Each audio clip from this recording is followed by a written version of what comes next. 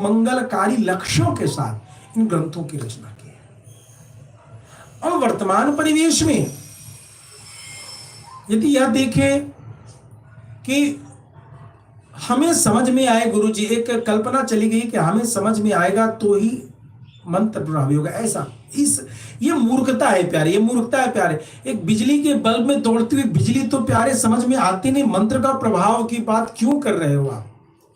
ये स्विच दबाते हो कैसे बिजली जलती है, क्या हर आदमी समझ पाता है? नहीं, जिसने उच्च स्तरीय विद्युत के विज्ञान को पढ़ा होगा वो समझ जाता, अन्यथा बाकी लोगों को तो इतनी समझ में आती है कि बटन दबाओ और बल्ब जला, यदि नहीं जला तो बल्ब फ्यूज है, तार उड़ गया, बदल दो साहब, स्विच कर बदल दो, लाइट नहीं होगी।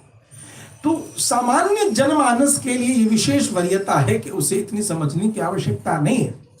33,000 वोल्ट में क्या फॉल्ट हो, कैसे बनेगा, उसकी चिंता हमें नहीं करनी, उसके लिए जेई बैठे हैं, जूनियर इंजीनियर्स बैठे, वो बना देते। ठीक इसी प्रकार से जनमानस में इसके अर्थ का, भाव का, रहस्य का भी प्रचार आवश्यक है। यह विषय अलग है, ऐसा नहीं कि इसकी आवश्यकता नहीं। लेकिन जो यदि हम ये कहें कि बिना समझी जो मंत्र का प्रभाव है, अर्थ को समझना वो आपको प्रभावित करता है, ध्यान देंगे।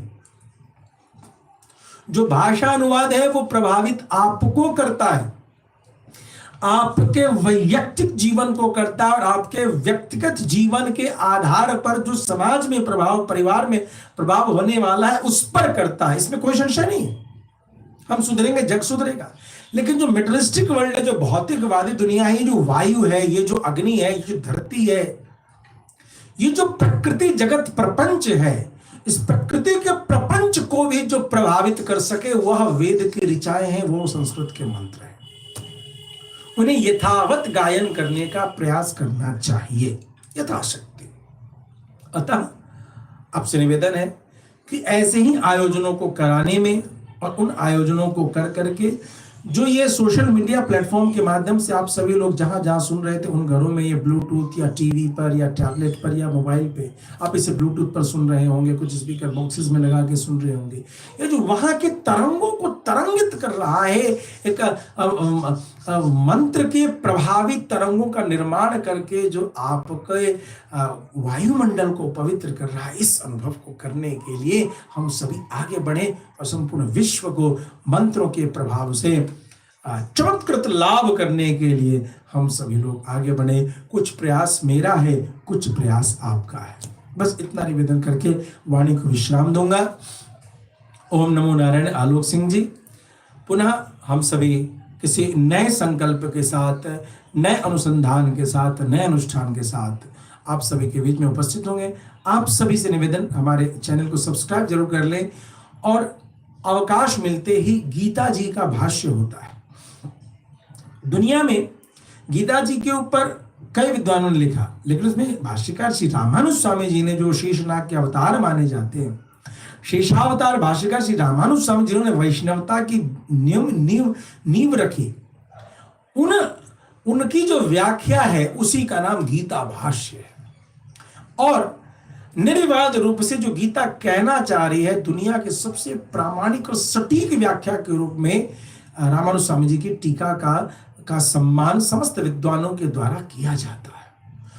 अवकाश मिलते ही अनुष्ठानों से उन गीता जी के श्लोक का भी प्रसारण 5-10 श्लोक जैसा समय अवकाश होता है प्रतिदिन जरूर किया जाता है।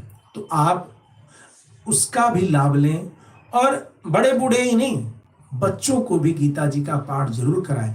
गीता जी के अनुसंधान करने का फल यह होगा। अभी एक दुखद समाचार सुनने को मिला कि कोई बच्ची जो है उसको इंस्टाग्राम में फॉलोअर्स कम हो गए तो सुसाइड कर लिया।